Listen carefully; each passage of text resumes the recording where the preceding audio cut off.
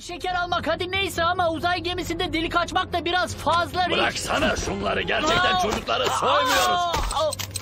Ne yaptığına bak Morty, geri sayım daha da hızlandı. Yangın tespit edildi.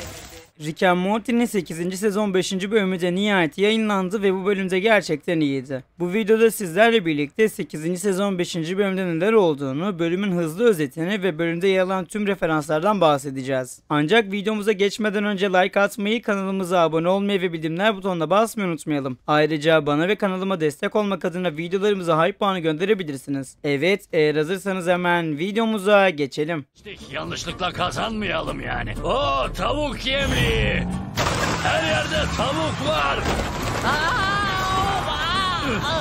Camları niye açtın o zaman? Tecrübe olsun diye. İsterseniz daha önceki videolarımızda yaptığımız gibi bölümün hızlı bir özetini yapalım. Rick and Morty'nin bu bölümü, yani Crypo Morta River adlı bölüm aslında bir tür soygun bölümüydü. Hatta hatırlarsanız Rick and Morty'de yine böyle soygun temalı bir bölüm vardı. Bölüm bizim Rick ve Morty'nin uzayda gezinirken radyo dinlemesiyle başlıyor. İkilimiz öylece takılıp radyo dinlerken bir anda onlara bir sinyal geliyor. Gelen sinyalde yakınlarında bir uyku kapsülü gemisi olduğunu haberini alıyorlar. Bu gemide yaşayan uzaylılar gezegenlerini mahvettikleri için başka bir gezegene transfer olmak adına böyle bir uzay gemisi inşa etmişler. Ve kendilerine yaşayabilecekleri başka bir gezegen arıyorlarmış. Bundan dolayı kendilerini uyku moduna sokmuşlar ve yaşanabilecek bir gezegen bulana kadar uzayda seyahat etmeye başlamışlar. Rick bunu öğrendikten sonra Morty ile birlikte bu gemiye gitmeyi ve oradaki değerli eşyaları çalmayı düşünüyor. Gemiye vardıklarında biraz keşif yapıyorlar. Geminin içinde bulunan devasa kasaya geldiklerinde elbette işler her zamanki gibi tamamen kontrolden çıkıyor. Bizim Rick ve Morty her zamanki gibi anlaşmazlık yaşıyor ve Morty bunu yapmak istemediği için Rick'e karşı çıkmaya çalışıyor. Bunun sonucunda Rick'in elindeki bombalar yanlışlıkla elinden düşüyor ve patlıyor. Sonrasında gemide ufak bir yangın çıkıyor ve bundan dolayı kazara herkes uyandırıyorlar. Yani evet, her şey Rick'in bu gemideki değerli eşyaları çalmak istemesiyle başlasa da Morty'nin beceriksizliği yüzünden yolcular uyanıyor ve Rick ile Morty kaçmak zorunda kalıyorlar. Ancak Rick her ne pahasına olursa olsun soygunu yapmak istediği için bu yolcuların arasında karışmaları gerekiyor. Rick hızlı bir analiz yaparak bu yolcuların arasında ölmüş 2 kişinin kapsülünü tespit ediyor. Uzaylılar uyanmadan önce Rick kapsüllerden birine giriyor ve Morty'nin de diğer kapsüle girmesini istiyor. Böylelikle uzaylıların arasına karışıp şüphe çekmemeye çalışıyorlar. Durumu bir şekilde kurtarıp yolcuların arasına karışmayı başarıyorlar. Sonradan öğreniyoruz ki Rick zengin bir ailenin oğlu olan Jimmy adında bir çocuğun kapsülüne girmiş. Morty ise işçi sınıfının bir üyesi olan Çaçako adlı yaşlı bir adamın kapsülüne girmiş. Bölüm boyunca Morty işçi sınıfıyla beraber takılırken Rick kılığına girdiği çocuğun ailesiyle birlikte zaman geçirmeye başlıyor. Ayrıca bölüm içinde işçi sınıfı gruba fazlasıyla ağır işler verildiğini ve onları birer köle gibi kullandıklarını da görüyoruz.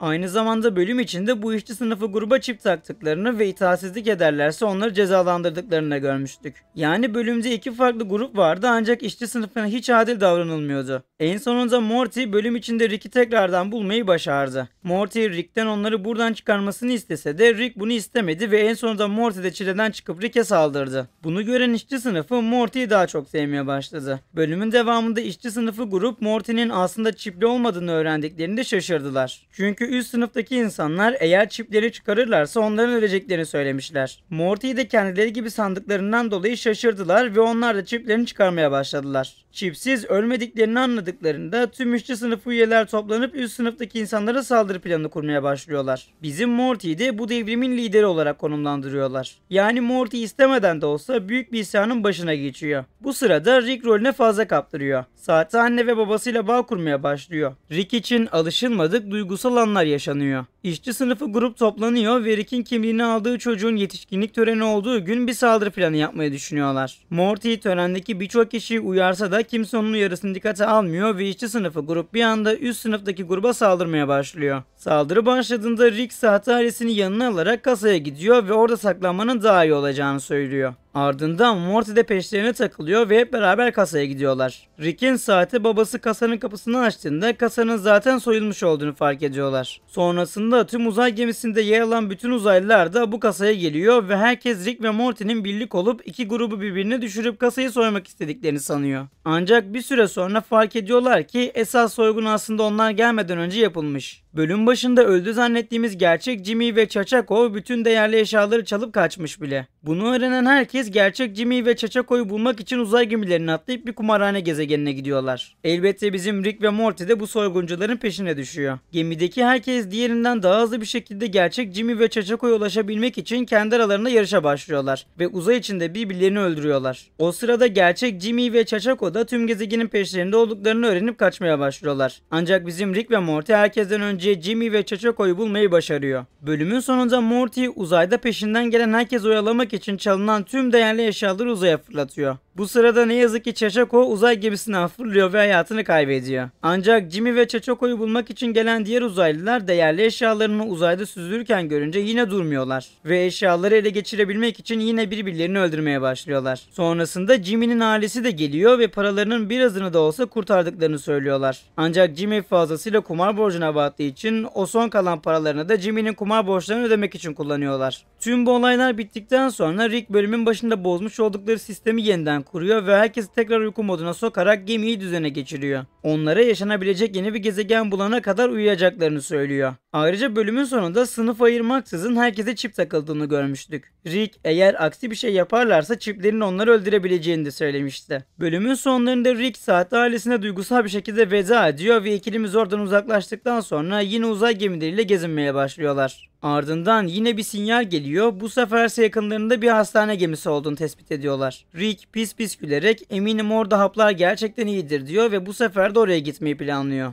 Morty sadece 5 dakika uğrayalım ancak oradaki hapları almak yok diyor. Rick alaycı bir şekilde gülüyor ve tamamdır diyor. Böylelikle bu bölümde bitiyor. Açıkçası tüm bölümün özeti bundan ibaretti. Sizler bölümü izlerken ne hissettiniz bilmiyorum ancak şu son birkaç bölümdür Rick'in aile konusunda çok duygusal olduğunu düşünmeye başladım. Dikkat ederseniz Rick eskiden aile yapısına bu kadar düşkün veya bağlı biri değildi. Ancak artık ailevi değerlere karşı özellikle bu sezonda biraz duygusal yaklaşmaya başlamış. Çünkü dediğim gibi bölüm sonunda gerçekten çok duygusallaştı ve üzüldü. Hatta bölüm sonunda Morty'ye aileni seçemezsin bile demişti. Yani eskisine nazaran Rick biraz daha duygusal ve aile yapısına daha çok değer vermeye başlamış. Evet dostlarım, bölümün özetini yaptığımıza göre isterseniz şimdi de bölümde yer alan tüm gönderme ve referanslardan da bahsederim. Bildiğiniz gibi bu sezonda yer alan neredeyse tüm bölümlerin başlıklarında birer popüler kültür referansı vardı. Elbette bu bölümde de bir popüler kültür referansı var. Mesela bu bölümün başlığı direkt olarak ünlü bir şarkıya gönderme içeriyordu. Bölüm başlığı Creo Mortar River'dı ve bu başlık açık bir şekilde Justin Timberlake'ın meşhur şarkısı Creamy River üzerine yapılmış kelime oyunu barındıran bir mizah içeriyordu. Ayrıca bu bölümü izlerken siz de fark ettiniz mi bilmiyorum ama bana oldukça tanıdık gelen bir atmosfer vardı. Özellikle sınıf ayrımı temasıyla birlikte aklıma direkt olarak Titanic filmi geldi. Hatırlarsanız o filmde de yolcular ikiye ayrılıyordu. Üst katta lüks içinde yaşayan zengin elit kesim ve alt katlarda sıkışık karanlık bölmelerde bulunan işçi sınıfı ve fakir insanlar vardı.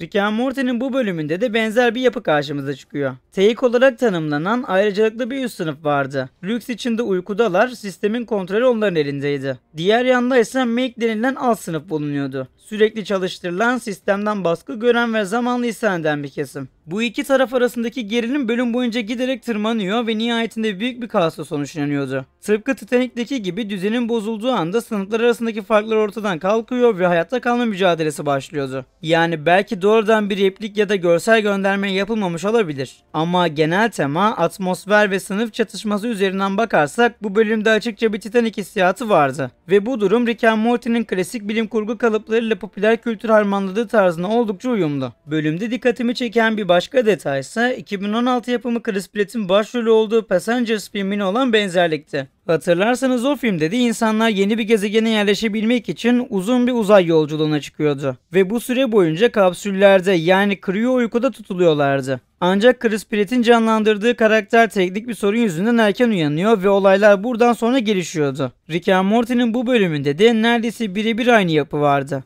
Uzay gemisinde yüzlerce yolcu Creo Sleep halinde tutuluyordu. Hepsi yeni bir hayata hazırlanıyor ama bir anda sistemin bozulmasıyla yolculuk planlandığı gibi gitmiyordu. Hatta bazı yolcular light sleeper yani hafif uykulu olduğu için kolayca uyanabiliyorlardı. Bu da tıpkı Passengers filmindeki uyanan birey temasını andırıyordu. Ayrıca her iki hikayede gemi yolculuğu boyunca kontrol tamamen karakterlerin eline geçiyor ve sistemin düzenine müdahale ediyorlardı. Morty'nin yanlışlıkla bu yolcuları uyandırması ve ardından yaşanan karmaşa Passengers filmindeki videodaki gibi erken uyanmanın ne kadar büyük sonuçlara yol açabileceğini mizahi bir dille işliyordu. Yani doğrudan bir karakter ya da replik olmasa da bölümün genel fikri ve atmosferiyle Passengers filmine güçlü bir gönderme içerdiği oldukça açık. Evet dostlarım, bu videoda sizlerle birlikte Rick and Morty'nin 8. sezon 5. bölümünün hızlı bir özetini ve bölümde yer alan tüm referanslardan bahsettik. Ve umarım videomuzdan keyif almışsınızdır. Her zaman olduğu gibi bu tarz videoların devamı için videomuza like atmayı, kanalımıza abone olmayı ve bildirimler butonuna basmayı unutmayalım. Ayrıca bana ve kanalıma destek olmak adına videolarımıza hype puanı gönderebilirsiniz. Bu arada bölümü izlediniz mi? İzlediyseniz bölümü nasıl buldunuz? Bunları da yorumlar kısmına belirtmeyi unutmayın. O zaman bir başka videoda görüşmek üzere. Kendinize çok iyi bakın. Hoşça kalın. Durun. O para sizleri ayırdı. Arkadaşlarınızdan, dostlarınızdan, komşularınızdan, evlerinizden. Artık eşit olarak yaşayacağınız yeni bir hayatınız olabilir. Hey, siz nereye gidiyorsunuz?